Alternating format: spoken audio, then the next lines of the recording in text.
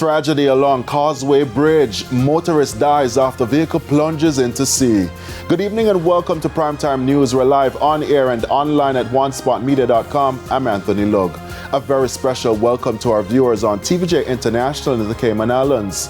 Also this evening, farmers welcome new Predial Larceny Prevention Act. And later, ground to be broken for new 33-story hotel in St. Anne. There's also sports and weather in this newscast, so please stay with us. The news in detail right after this break.